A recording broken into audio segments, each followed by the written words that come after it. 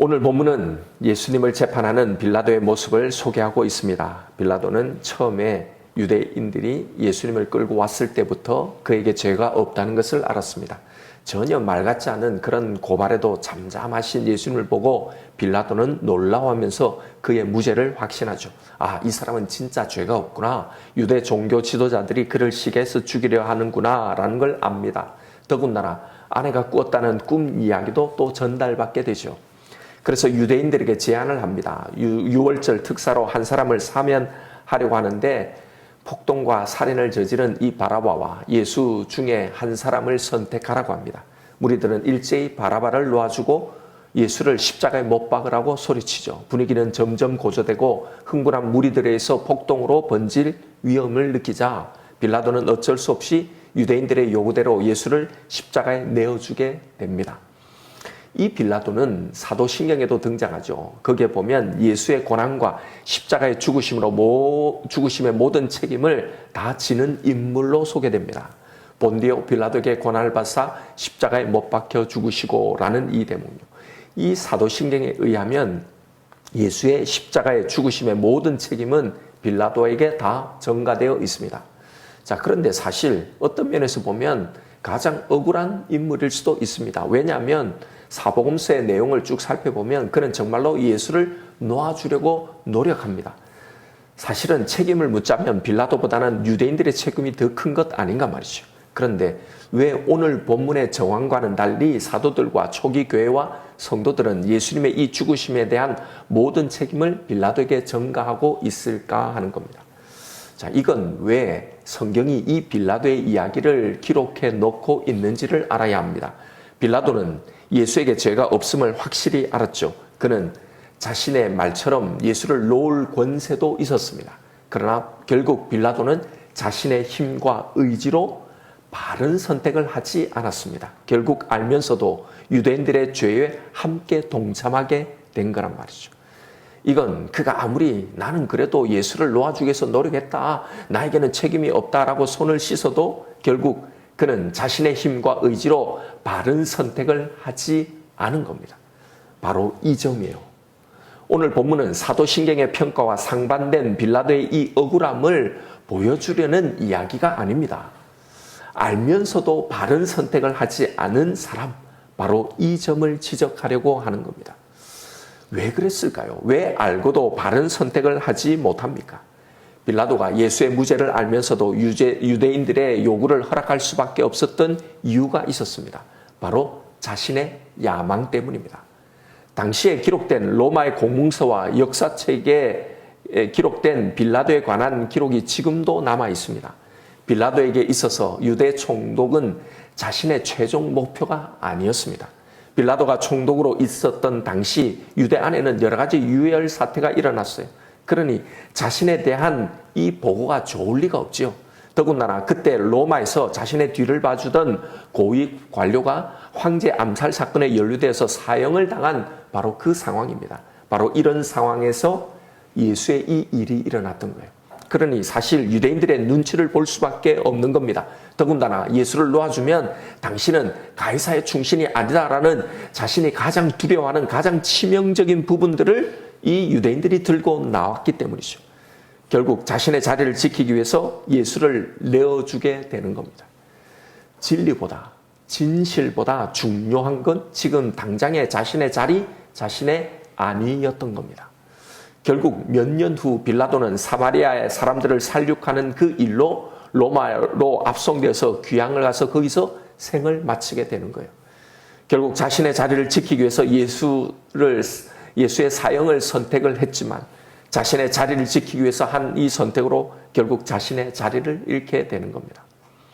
본문은 이런 정황을 고스란히 보여주면서 빌라도의 내면 안에 일어나고 있는 이 일들, 이것을 우리에게 간접적으로 보여주고 있는 겁니다. 왜 이걸 보여줄까요? 우리 안에도 이런 일들, 이런 내면의 갈등이 있기 때문입니다. 빌라도는 이 예수가 진짜 하나님의 아들일지도 모른다는 두려움이 있었습니다. 이건 그를 신문하면서 느낀 것이기도 하고 또 그의 아내의 꿈 이야기를 들었기 때문에 그렇기도 했고 또 이 모든 걸 조합해서 그동안 그에 대해서 들었던 이 모든 기이한 이적들, 모든 이야기들을 생각해 보니요, 진짜 이 예수의 말이 사실일지도 모른다는 이 확신이 들었던 겁니다. 그래서 노력했죠. 그런데 그는 왜 그 진실에 대한 두려움에 근거해서 올바른 결단을 내리지 못했을까 하는 겁니다. 그에게는 그리스도에 대한 두려움보다 더 큰 두려움이 있었기 때문입니다. 이것이 성경이 보여주려고 하는 그의 내면입니다.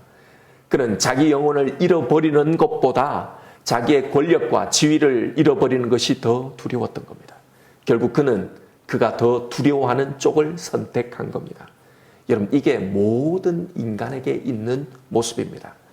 바로 이게 우리가 뭔가를 선택하고 결정하는 기준이고 방식입니다. 여러분, 우리의 믿음이, 우리의 결단이 우리가 대단한 것 같지만요, 사실 우리는 옳은 것을 선택하지 못합니다. 우리는 진리를 선택하는 사람들이 아니에요. 내가 더 무서워하는 쪽을 선택하는 겁니다. 그래서 여러분, 우리의 신앙의 점검은 지금 내가 예수를 믿고 있으니, 하나님을 믿고 있으니, 내가 하나님 앞에 기도하고 있으니 라고 여기서 끝나면 우리는 언제나 착각을 합니다. 왜요? 사실 언제나 우리는 하나님을, 예수님을 믿고 있으니까요, 그게 진리라는 것을 부정하지는 않잖아요. 빌라도도 예수의 말씀이 맞다는 걸 알고 있었으니까요. 그러나 그런 믿음은 내가 정말 무엇을 더 신뢰하느냐, 내가 정말 두려워하는 것이 무엇이냐라는 이 선택 앞에서요, 그 실체가 드러나게 되는 겁니다. 여러분, 우리는 지금 매우 다양한 선택과 또 새로운 삶, 새로운 시작을 앞둔 이 상황에 서 있습니다. 여기서 지금 내가 정말 두려워하는 것이 무엇인지를 점검해 보세요. 결국 우리는 그걸 선택하게 되어 있습니다. 내가 정말 다 잃어도 이것만 있으면 된다고 생각하는 것이 정말 하나님인지를 한번 물어보십시오. 여러분, 우리도 어쩌면 빌라도처럼 믿고 있는지 모른단 말입니다. 여러분, 우리는 알고 있다고 해서, 그래도 지켜보려고 노력했다고 해서 우리의 선택과 우리의 이 행동이 면제되는 것이 아닙니다. 빌라도의 이야기는 이것에 대해서 분명하게 우리에게 말해주고 있는 겁니다. 여러분, 혹시 우리가 지금의 이 선택과 이 상황 앞에서 빌라도와 같은 모습으로 서 있지 않는지를 그래서 점검해 보아야 하는 거예요. 우리도 빌라도처럼 하나님이, 예수님이 전능하시다고, 신실하시다고, 선하시다고, 그가 다 옳다는 걸 압니다. 우리도 빌라도처럼 세상에 하나님이 좋은 분이라고 전도하고 변화할 수도 있을 겁니다. 분명히 세상에 웬만한 것보다는 하나님을 더 두려워하고 있는 건 사실입니다. 그러나 하나님이, 예수님이 내가 가장 두려워하는 분인지, 내가 가장 신뢰하는 분인지, 그런 분이 아니라면 여러분, 우리는 언제나 항상 빌라도와 같은 선택을 하며 살아간다는 사실이에요. 아무리 내가 믿고 있다고 말한다고 할지라도 말입니다. 언제나 우리는 하나님보다 내가 더 두려워하는 걸 선택할 것이기 때문입니다. 우리도 말씀이 옳다는 것 압니다. 예수만 답이고 그 말씀대로 쫓아가는 것이 맞다는 것을 압니다. 그러나 결정적인 순간에, 위기의 순간에 실상은 그렇게 살지를 못한단 말입니다. 내 자리가 위협을 받으면, 내 지위와 내 수입과 내 편안함이, 내 계획과 내 목표가 위협을 받으면 우리는 알면서도 내 필요를 따라 선택을 하지 않습니까? 결국은 내가 더 두려워하는 걸 선택한단 말입니다. 이게 우리의 믿음이라는 겁니다. 여러분, 알고 있다고, 말씀에 동의한다고, 말씀에 머리가 끄덕여진다고 믿는 게 아닙니다. 결정적인 순간에 알고 있는 그대로, 내가 믿는다고 말한 그대로 바로 그 길을 선택해야 진짜 믿는 겁니다. 마태는 빌라도의 이 이야기에 이어서 그와 대비되는 또 한 인물을 우리에게 소개해 주고 있습니다. 57절 이후에 나오는 바로 아리마대 요셉입니다. 빌라도의 이야기가 사복음서 모든 것에 등장하듯이요, 이 요셉 이야기도 그의 이 빌라도의 이야기와 함께 모든 곳에 나란히 기록되어 있습니다. 그는 유대인 최고회인 공회원이었어요. 모든 공회원들이 예수를 죽이기로 혈안이 되어 있을 그때에 그는 빌라도를 찾아가 당당히 예수의 시신을 달라고 요구를 합니다. 그리고 자신의 무덤에 예수를 장사합니다.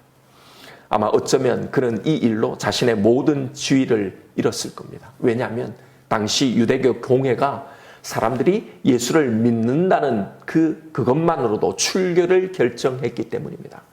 당시 유대사에서 출교는 모든 것을 다 잃는 거예요. 결정적인 순간에 그는 자신이 알고 믿고 있는 바대로 선택을 했던 겁니다. 그는 자신의 지위와 명예와 모든 것을 잃는 것보다 하나님을 명확하게 더 경외했기 때문입니다. 복음서의 저자들은 바로 이런 아리마대 요셉과 본디오 빌라도를 나란히 비교해 우리에게 보여주고 있는 거예요. 여러분, 과연 우리는 어떨까요? 다 알고 다 믿고 있지만 결정적인 순간에 여러분은 어떤 결정을, 어떤 선택을 하고 있습니까? 알긴 알지만, 말씀이 맞는다는 건 알지만, 그럼에도 당장의 이 힘듦 때문에 당장의 어려움을 넘어가기 위해서 믿음의 결정을 내리지 못한다면 여러분, 실상 우리는 빌라도의 길을 가고 있는 겁니다. 그의 선택을 하고 있는 겁니다. 알긴 알았다고, 노력은 내가 해봤다고 여러분 그 책임이 사라지는 것이 아닙니다. 정말로 말씀이, 지금 성령님이 나에게 하시는 그 말씀이 진짜 참이라는 걸 안다면 여러분 알고 있는 그대로, 정말로 믿고 있다면 믿고 있는 그대로 우리는 살아야 합니다. 쉽지는 않습니다. 말 그대로 결정적인 순간이란 얼마나 우리에게 결정적으로 위협적으로 다가옵니까? 이것 한번 잘못 결정하면 영영 끝나버릴 것 같은 그런 무게감들이 우리에게 있기 때문이죠. 그래서 그 결정적인 순간에는 모두 다 사실 흔들리는 겁니다. 여러분, 알고 있다고, 말씀에 동의한다고, 말씀에 머리가 끄덕인다고 믿고 있는 게 아님을 다시 기억하십시다. 결정적인 순간에 알고 있는 그대로, 믿고 있는 그대로 바로 그것을, 그 길을 선택해야 진짜 믿는다는 사실을요. 여러분, 이게 어려워 보여도, 때로는 불가능한 것처럼 보여도요, 아리마대 요셉처럼 결정적인 그 순간에 바로 그 선택을 하는 사람들이 있다는 사실을 기억하십시오. 나는 정말로 무엇을 진짜 더 두려워하고 있는지, 지금 이 순간 내가 진짜 두려워하고 있는 게 무엇인지, 하나님인지, 아니면 그와 함께 갈등하고 고민하는 다른 어떤 것인지를요. 혹시 지금 현재 그 결정적인 순간에 있습니까? 알고 있는 것, 그것에 그치지 말고 믿고 있는 그대로 성령님이 지금 나에게 계속 하시는 그 음성 그대로 그것을 선택하며 나아가시는 저와 여러분 우리가 되기를 주님의 이름으로 축원드립니다.